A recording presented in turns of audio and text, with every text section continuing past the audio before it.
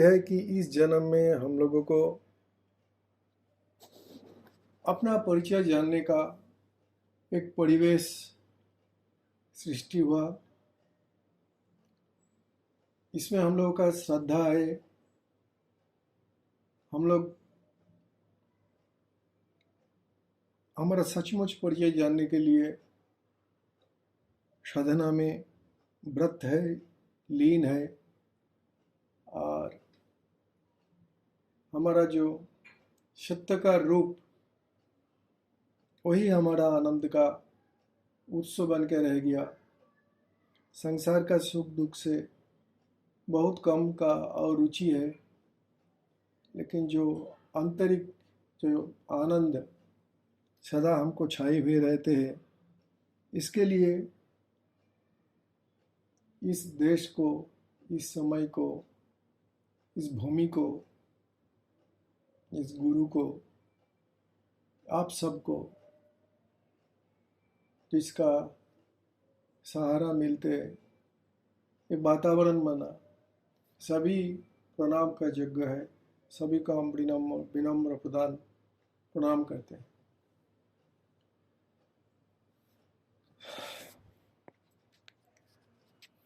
ऐसा ही एक आंतरिक आनंद है जो ये अद्वैत ज्ञान से मिलता है, और ये जब अंदर में छलकता है तो सभी को गले लगाने के लिए, थैंक यू बोलने के लिए, प्रणाम करने के लिए, उनका पैर का नीचे बैठ जाने के लिए इच्छा होता है, चाहे कोई भी आए। आंतरिक सुख यहाँ तक पहुँच जाता है, आंतरिक आनंद, कि सबके पास obliged लगता है। I am very much obliged to all, one and everybody, जो भी जीवन में आए, चाहे कुछ भी लेकर आए, लेकिन इस जीवन को, हर चीज को मेरा बहुत प्रणाम।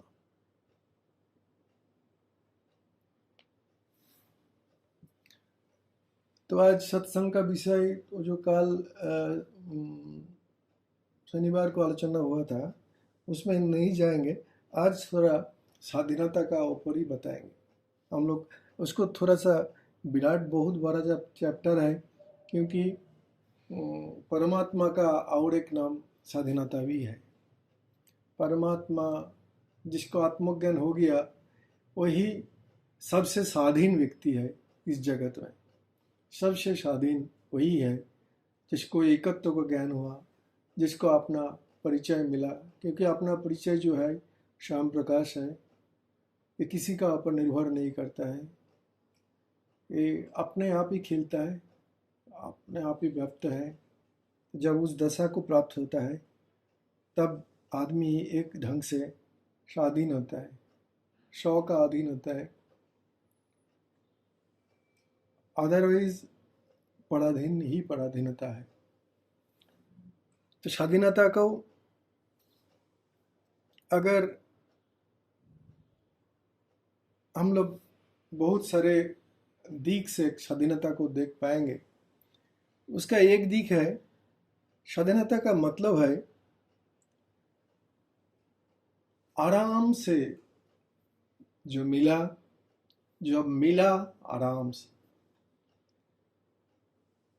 आनंद से, जब भोगा गया आनंद से, और जब उससे अलग हुआ तब भी उतना ही आनंद से। वो है स्वाधीनता।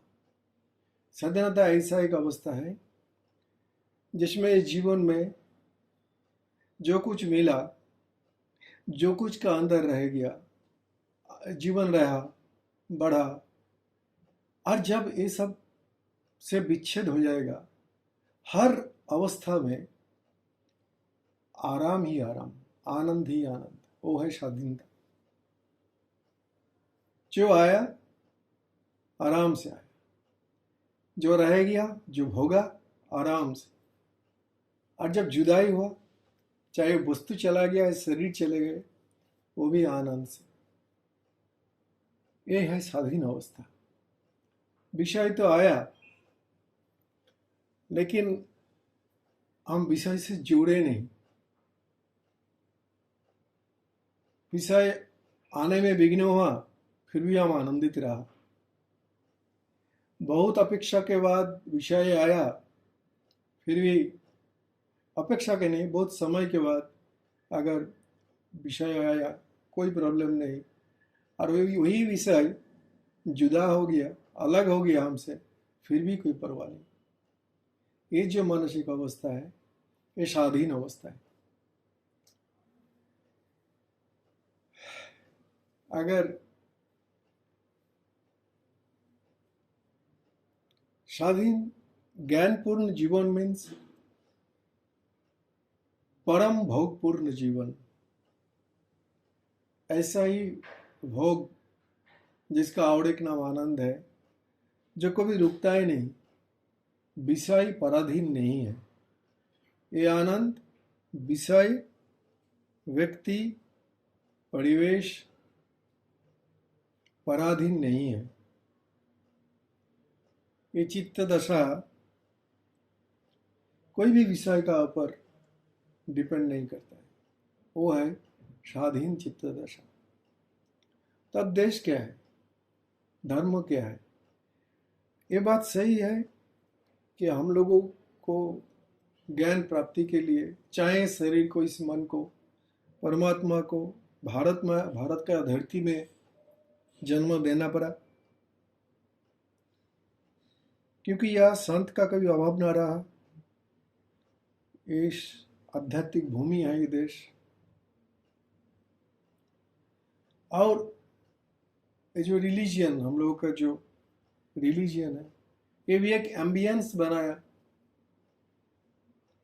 एक परिवेश बनाया, जहाँ हम लोग वेद, गीता, उपनिषद, अलग धर्मों का आदमी को भी इसमें एक्सपोजर हुआ, लेकिन वो बहुत कम है। भारत में जन्म ग्रहण करके हम लोगों को लगता है कि वेद, गीता, उपनिषद हमारा अपना है, ये हमारा घर का संपत्ति है, हमारा पुरखों का दान है, इसमें हमारा पूरा हक है। हम हक के साथ गीता पढ़ सकते हैं, वेद पढ़ सकते हैं, उपनिषद पढ़ सकते हैं।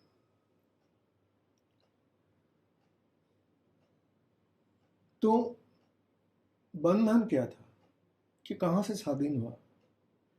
एक आध्यात्मिक मन, एक अद्वैत मन किससे बांधा हुआ था? स्वाधीनता का पहले अपना पराया। अपना पराया है चेन, जिस चेन से हम बच जाते हैं। अपना पराया, यही श्रृंखल हमको बांध देता है और हमको जीवन का पूर्णानंद भोग करने में रास्ता में आ जाता है। स्वाधीनता मतलब है इस अपना पराया चेन को तोड़ देना। इधर मैं ही हूं, परमात्मा ही परमात्मा है। तो अद्वैत बोलता है ये चैन टूटेगा नहीं कभी। कोई भी द्वैत अवस्था में रहकर मेरा तेरा मेरा अपना पराया का चैन तोड़ नहीं पाया। इसका एक ही रास्ता है कि ये सबका पीछे जो एक है उसको ही अपना स्वरूप बोलकर स्वीकार कर लेना। उस स्वरूप में स्थिति से ही या अपना पराया का श्रृंखल टूटता है। और अगर द्वैत का मतलब ही पराधीनता, क्योंकि दूसरा हमारा ऊपर प्रभाव विस्तार करेगा, मेरा भी इच्छा होगा दूसरे को प्रभावित करने का। तो बोलता है यही चेन है, इधर तुम प्रभावित होते हो अथवा तुम दूसरे को तुम्हारे द्वारा प्रभावित होना देखना चाहते हो। दिस इज द श्रृंखल, दिस इज द चेन, इसी से निकल के बाहर आना है। उसी लिए बोलते हैं स्वाधीनता जो सब प्रति मुहूर्त को एंजॉय करता है, हर पल को जो एंजॉय करना सीखा, हर पल वो स्वाधीन है। चाहे घटना कुछ भी घटे, शरीर में, शरीर के बाहर, लेकिन उसका आनंद कम नहीं होता है। He is in enjoying state. तो वो भी एक स्वाधीनता का संज्ञा है, जो जीवन का हर पल, हर लम्हा उपभोग किया है, एंजॉय किया है, वो स्वाधीन है। व्यक्ति से, वस्तु से, घटना से पूर्ण स्वाधीनता नहीं होगा तो पूर्ण भोग, पूर्ण आनंद भी नहीं होगा। तो जो व्यक्ति सदा आनंद में है वो स्वाधीन है।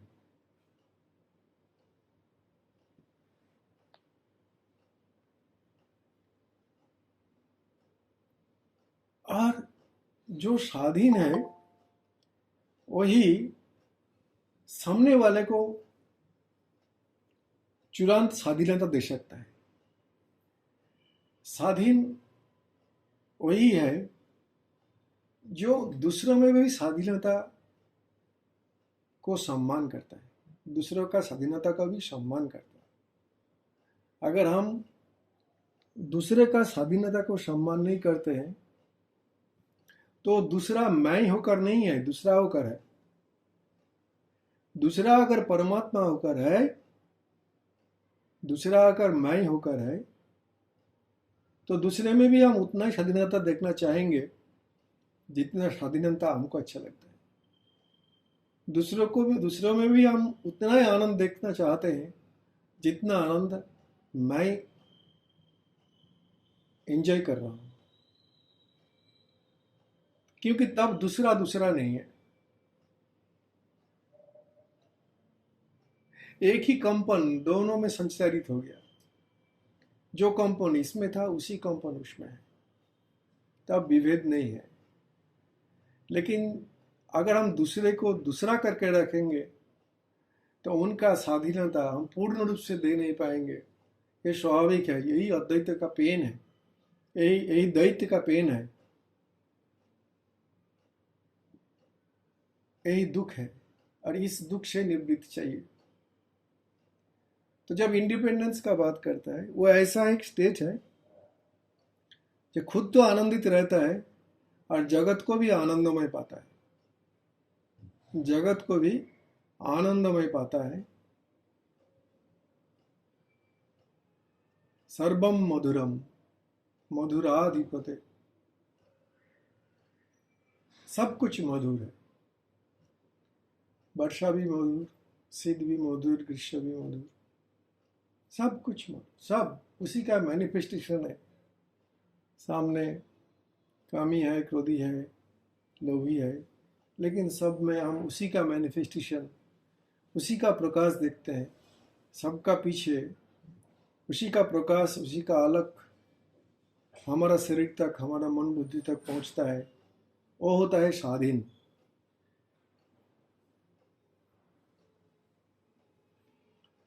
देश का स्वाधीनता ही अगर आदमी को स्वाधीन कर देता, तब आत्मज्ञान का क्या परिचय होता। यही ज्ञान, एक ही एग्जाम्पल है हमारे पास, बहुत सारे तो हो सकता है। श्री अरविंद, वो ब्रिटिश पीरियड में आंदोलन करते हुए जेल गए। जेल में बैठकर उनको तकलीफ हुआ तो चिंता हुआ, कौन सा कर्म का फल है ये कि आज हम जेल में हैं। क्या ये दोष ब्रिटिशर्स का है, दोष देश का है, या दोष मेरा है। तब वो एक गीता, वेद, उपनिषद सबको मंगाया जेल में और पढ़ने लगे। उनका स्पिरिचुअल लाइफ स्टार्ट हुआ। तब रियलाइज हुआ कि एक भूमिखंड को अपना बोलना ही हमारा जीवन का लक्ष्य नहीं था, हमारा जीवन का लक्ष्य छूट गया था, इसीलिए आज हम जेल में हैं। लेकिन ये तो छोटा जेल है, हम और एक बड़े जेल में बंधा हुआ हूँ, जो है वो अपना पराया का द्वैत का जेल। जो द्वैत का जेल, तू तेरा मैं मेरा, ये जो जेल है, ये सबसे बड़ा जेल है। और इसी जेल में हम था बोलकर हमारा गति इस तरह का हुआ, तब वो पूर्ण स्वाधीनता अर्थात स्व को ढूंढा। स्वाधीनता में स्व कौन है? क्या ये भारत देश स्व है, या मेरा जो आत्मा परमात्मा वो स्व है? तब वो स्व को ढूंढना शुरू किया। आखिर में जो हम लोगों को मिला वो था श्री अरविंद। जब तक हम ये दैत्य का बेराजाल, दैत्य का नेट से निकल के नहीं आ पाएंगे, तब तक पूर्ण स्वाधीनता हम भोग नहीं कर पाएंगे। जब तक हमारा कुछ चॉइस होगा, कुछ लाइकिंग होगा, कुछ डिजायर होगा, अर्थात जो अभी तक मिला है, जो मिल रहा है, उसका हम पूर्ण रूप से भोग नहीं कर पाया। अगर पूर्ण रूप से भोग करता तब हमारे मन में सजेशन क्यों आता, औचित्य बोध क्यों आता, एडवाइस क्यों आता? मतलब हम उस रूप को, उस बात को एंजॉय नहीं कर पाया।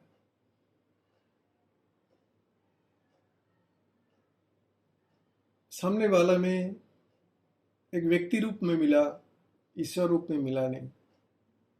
सामने वाले का कर्मों को हमको व्यक्तिगत कर्म दिखा, ईश्वर का लीला देखा नहीं।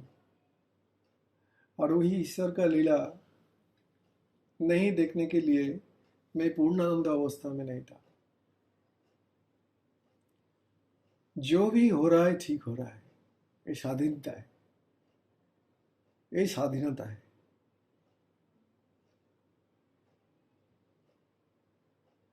और जहां भी हम होने को प्रभावित करना चाहते हैं तो हम पराधीन हो गए। हम उस वस्तु का, उस विषय का, उस समय का, उस घटना का दास हो गए, क्योंकि वहां से हमारा सुख दुख पैदा हुआ। पूर्ण स्वाधीनता मीन्स पूर्ण आनंद, अखंड आनंद। वो तभी संभव है जब उस एक का बारे में, उस एक को मैं रूप से मैं स्वीकार करूं दृढ़ता से, तभी जाकर वो पूर्ण आनंद, पूर्ण स्वाधीनता संभव है।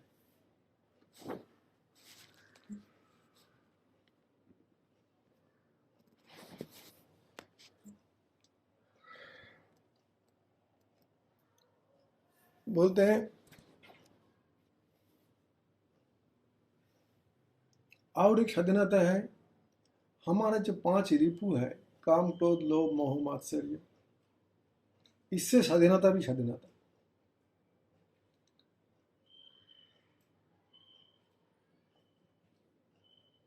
मतलब ये नहीं है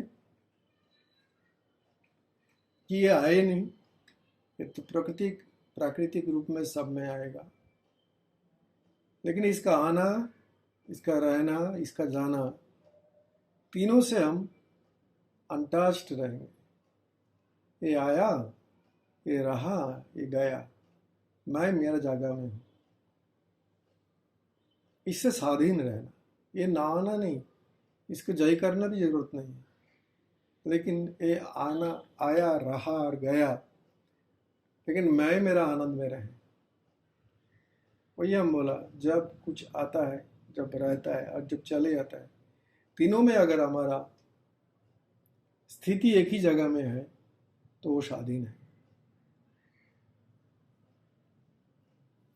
स्वाधीनता का बहुत सारे परिभाषा, क्योंकि परमात्मा का जितना परिभाषा है स्वाधीनता का उतना ही परिभाषा है,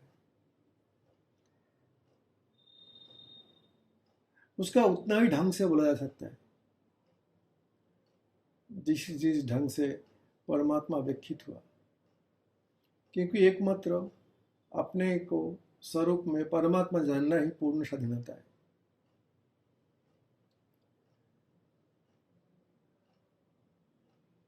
एक जगह में हमको माफ करेंगे अगर मेरा आलोचना जो सबका चिंतन से थोड़ा सा हटके भी हो सकता है, लेकिन फिर भी हम लोग इसका ऊपर आलोकपात करेंगे। पर धर्म भयावह, स्वधर्म निधनम श्रेय, पर धर्म भयावह। तो हिंदू धर्म, क्रिश्चियन धर्म, मोहम्मडन धर्म, तो पर धर्म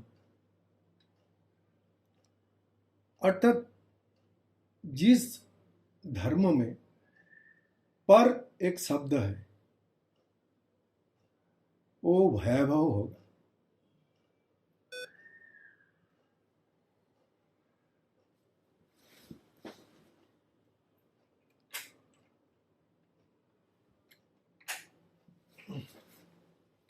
एवरी पर, जब ही हम पर बोलते हैं तो हम पर का पराधीन हो जाते हैं। एवरी, जैसे ही हम पर बोलते हैं तो हम पर का अधीन हो जाते हैं, अपना स्वाधीनता का खो बैठते हैं। इसीलिए उस पर को जय करनी है, उस पर में मैं को देखना है। उस पर और जिसका मैं बोलता हूं वो दोनों में एक देखना स्वधर्म है। स्वधर्मे निधनम श्रेय, स्वधर्म में निधनम अवश्यंभावी है। जिसको हम आज तक मैं माना, उस मैं का निधन होने से ही स्वधर्म पालित होगा। स्वधर्म में वो अहंकार रूप, जो शरीर रूप, मन रूप, बुद्धि रूप मैं नहीं रहेगा। स्वधर्म में निधन स्वाभाविक है। और जहां इस अहंकार का निधन होता है वहीं मैं रहता हूं, वही हमारा धर्म है। और पर धर्म भयावह, अगर उस धर्म होने पर पैदा करता है, एनीथिंग पर, हमसे अलग, अगर जिस चेतना में, जिस ज्ञान में, जिस बोध में हमसे अलग कुछ है वो भयावह है और कभी भी हमको स्वाधीनता देगा नहीं, आनंद देगा नहीं, और हमको बांध के रखेगा इस शरीर में, इस जन्म से, इस परिवार प्रकृति से बांध कर रखेगा। तो पर धर्म भयावह अर्थात कॉन्सिक्वेंस, मतलब every second is devil, every second is hell, हर द्वितीय नरक है। तो पर, अगर जैसे हम पर अटर कर लिया, हमसे अलग पर, तो हमारा अद्वैत चला गया, द्वैत आ गया। द्वैत में पर नहीं है। स्वधर्म में पर नहीं है। जब तक पर है तब तक अधर्म है। जब स्व आया तब धर्म शुरू हुआ। और चाहे इस सधर्म के लिए सब कुछ क्यों ना निधन हो जाए, सब कुछ निधन होना ही चाहिए।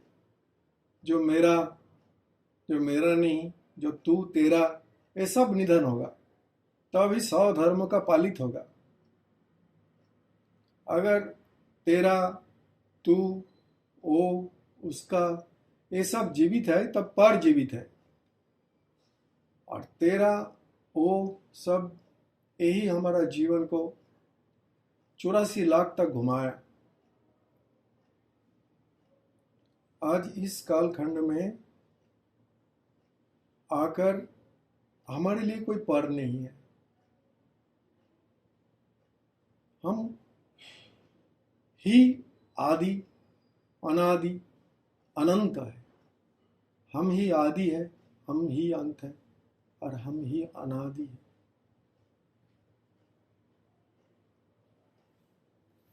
समय का घेर के बाहर है। समय इस संसार के लिए है। इस अज्ञान को प्रभावित करता है समय, लेकिन अद्वैत में समय का कोई भूमिका नहीं है। एक कालोत्तीर्ण कालजयी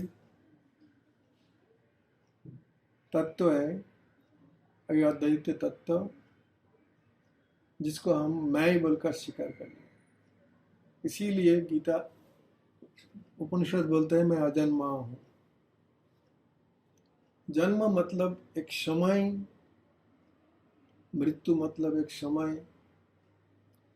तो हमको ना जन्मों ने स्टार्ट किया ना मृत्यु ने खत्म किया। लाखों करोड़ों जन्म मृत्यु मेरा अंदर हो ही रहा है, और मैं सब में रहते हुए जो कहते हूँ वही मेरा सत्ता है। समय मेरा आनंद का, मेरा स्वरूप का निर्धारक नहीं है।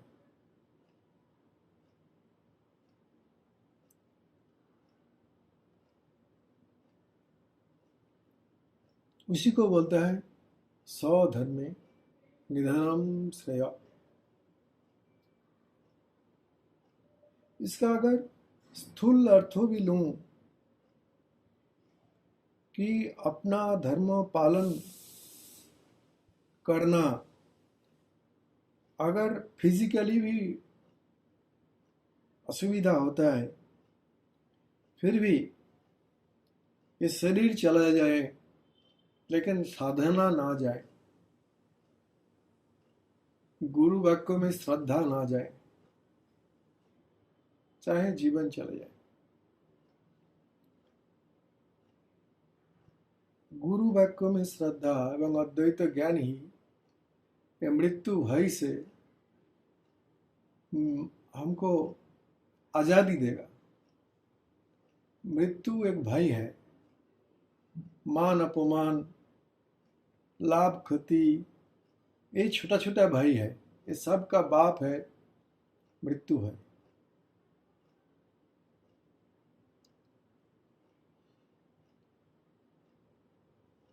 जब तक मृत्यु एक भय रूप में है तब तक हम मृत्यु के ऊपर पराधीन है।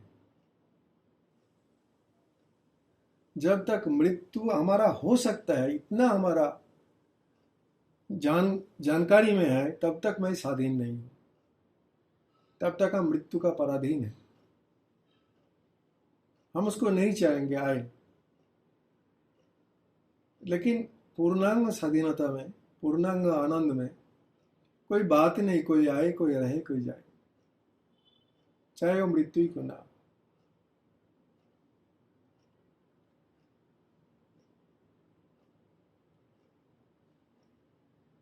हमारा देह में बोलता है 12-13 कोटि या 10 कोटि करोड़ कोष है, अलग अलग है, अलग अलग अंश का कोष कशी अलग अलग है। वो सब अपना अंदर खेलते रहते हैं, जन्माते रहते हैं, मर जाते हैं, अपना अपना रोल अदा करते हैं। हमको शरीर को कुछ पता ही नहीं, कहाँ कौन सा कोष जन्म लिया मर गया, क्योंकि शरीर ही सब है। लेकिन उस कोष को कहाँ मालूम है कि किसका शरीर हम गठन कर रहे हैं। वो जो छोटा छोटा कोष है उसको मालूम नहीं है कि ये कोई दादा का शरीर बनाया या दीदी का शरीर बनाया।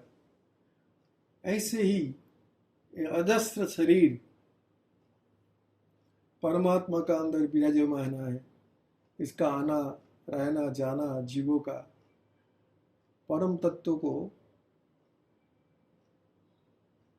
कुछ डिस्टर्ब नहीं करता है, इन्फ्लुएंस नहीं करता है। तो वो जो विराटपन, वो जो स्वाधीनता, वो हमारा जीवन में चाहिए। और ये तब फलित होगा जब ये बाहर चाहे कोई भी रूप में हो, कोई भी ढंग में हो, वो हमको प्रभावित नहीं करेगा। हम स्वाधीनता, एक देश स्वाधीन मतलब क्या, और सराउंडिंग देश में चाहे कुछ भी हो, हम निरापद है। वो हमारा देश को, उसका नीति कानून अपना बने, हमारा अलग।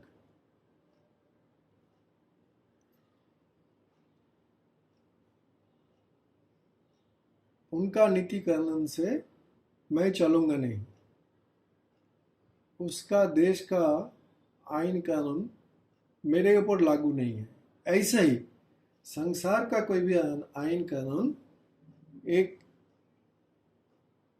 मुक्त पुरुष के लिए लागू नहीं है।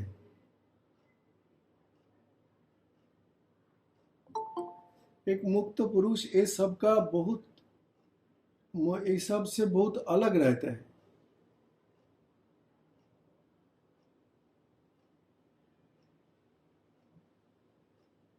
एक दिन एक इंसिडेंस हुआ, गुरुजी को कोई बोला कि आप वोट दिए हैं।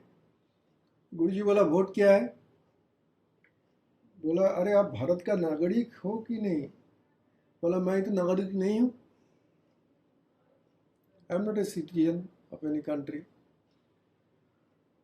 वो जो बोध जो कैरी कर रहे हैं कि मैं शरीर के द्वारा, देश का द्वारा इस सिस्टम से बंधा नहीं हूँ, आई एम बियॉन्ड एवरीथिंग, हम सब से पार, कुछ भी इस संसार का मेरे लिए लागू नहीं है।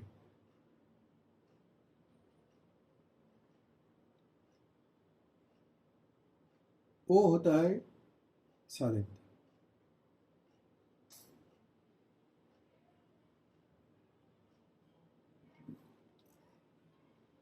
गीता का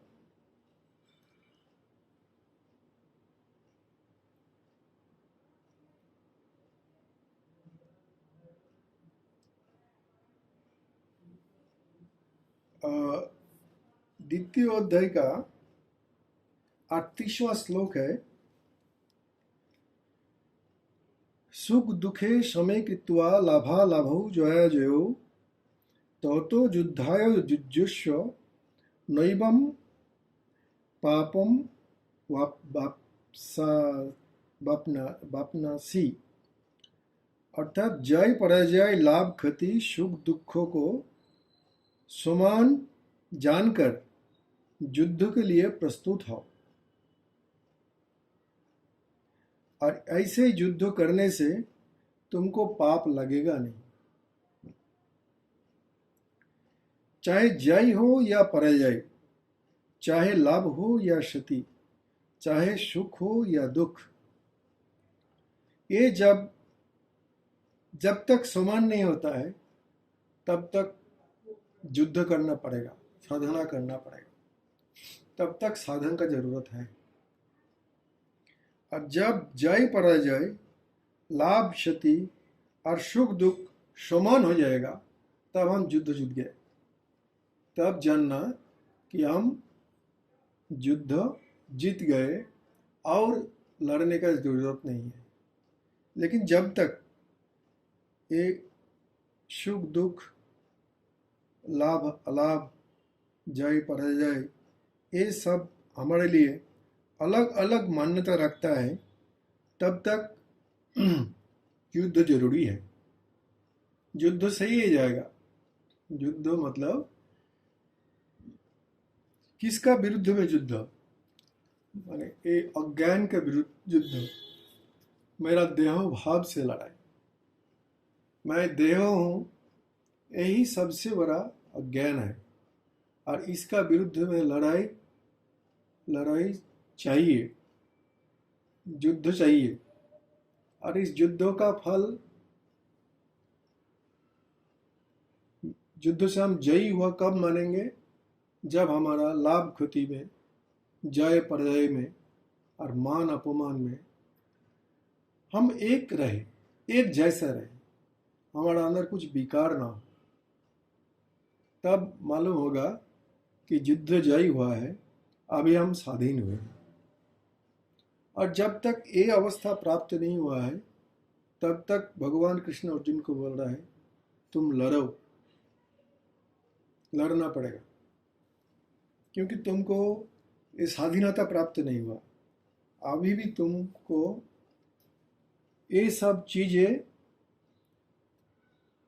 तुम्हारे लिए बहुत बड़ा होकर है। और अगर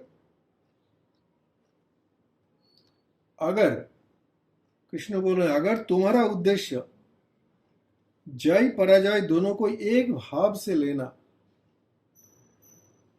लाभ क्षति सुख दुख सब में समानता देखना, अगर यही तुम्हारा लक्ष्य है तो तुम इसको प्राप्ति के लिए कैसा भी करो, कुछ भी करो, संसार रहो या छोड़ो, ये तुम्हारे लिए ना कोई पाप नहीं है। कोई कर्तव्य अकर्तव्य इसमें दिखा नहीं जाएगा। कोई समाज, कोई संस्कार, कोई आइन, कोई देश तुमको मानना नहीं पड़ेगा, प्रोवाइडेड तुम्हारा साधना इसीलिए है कि मैं जय पराजय, मान अपमान, लाभ क्षति इसके बाहर हो जाओ। ये जब हमारा जीवन में कोई प्रभाव ना डाले, इसके लिए अगर लड़ना है तो लड़ो। उस लड़ाई में चाहे शारीरिक ढंग से कुछ भी करना पड़े, कुछ पाप लगेगा नहीं, क्योंकि उद्देश्य महत्व है। उद्देश्य क्या है? स्वरूप में जाना, स्वरूप को जानना, विराट के साथ एक हो जाना। इस लड़ाई में कोई ग्लानि नहीं है, कोई पाप नहीं लगता है। लेकिन जब तक वो समता नहीं आया, तब तक हम जयी नहीं हुआ, तब तक हम स्वाधीन नहीं हुए। हम ऑलवेज चाहेंगे उस आदमी के पास रहना जो हमको अपमान ना करे। जो भी हमको अपमान किया है उसके लिए हमारा मन में दुख रहता है, हम उसको अवॉइड करते हैं। लेकिन हम, क्योंकि हमारा मान अपमान अलग करके जीवन में आता है, लाभ क्षति अलग करके, अलग मूल्य लेकर जीवन में आता है, अलग मीनिंग लेकर जीवन में आता है, तो तब तक हम विषय का, व्यक्ति का, अवस्था का पराधीन हो। I am not independent of that. वही इंडिपेंडेंस को कभी दीदी सत्संग में उदासीन बोलते हैं। उदासीनता मतलब ये नहीं है कि उससे अलग रहना। उदासीनता मतलब वो आए रहे जाए, मैं जो का तो हूं, वो मेरे लिए कोई विषय नहीं है। ऐसे ही तटस्थ रहना, निरपेक्ष रहना, इसी को उदासीन बोलता है, जिसको हम और एक भाव से दृष्टा बोलते हैं या साक्षी बोलते हैं। तो मेन पराधीनता है इस शरीर को मैं जानना, संसार को सच जानना, और स्वाधीनता यही है जब हमारे लिए कोई दो बचा नहीं। जब तक दो है तब तक संग्राम है, तब तक लड़ाई है, और जब दो एक में आ जाता है तब लड़ाई खत्म, और वही है जय, वही है मुक्ति, और उस अवस्था का अनुभव ही है आनंद। तो सत्यकार स्वाधीनता मीन्स, उसका अर्थ है स्व को पहचानना, टू आइडेंटिफाई वनसेल्फ, अपने को सम्यक अर्थों में, सही रूप में अपने को जानना और उस अपने में रहना, ये है स्वाधीनता।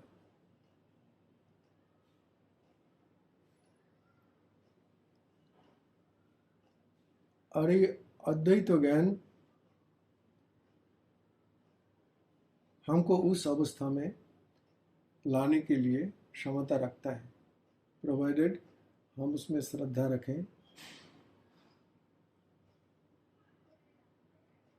उसी में ये जीवन समर्पित करें कि कैसे इस अहंकार चले जाए, विराट का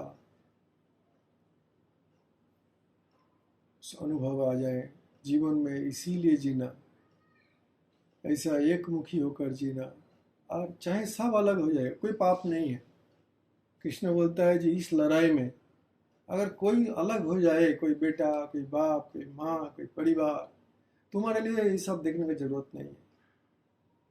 सूड द्वारा अर्थात उचित, सांसारिक उचित, सामाजिक उचित, ये तुम्हारा रास्ते में होना चाहिए, नहीं चाहिए। तुम आत्मज्ञान के लिए हर उचित तो बोध को भगाओ, तुम्हारे लिए कुछ भी न्याय अन्याय नहीं है, क्योंकि आप आत्मज्ञान में व्रती हो। जो आत्मज्ञान में व्रती है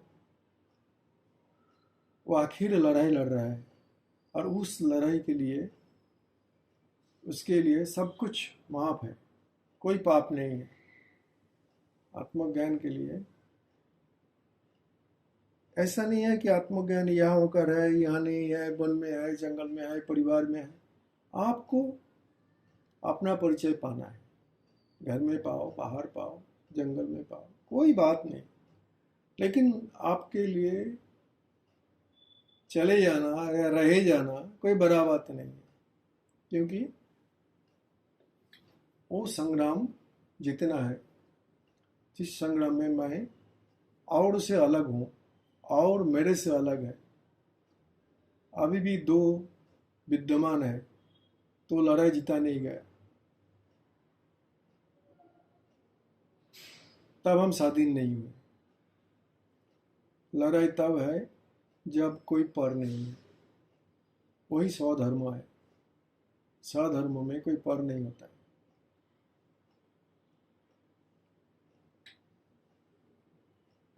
अपने ढंग से स्वाधीनता को बोला गया, तो इसमें कुछ धर्म का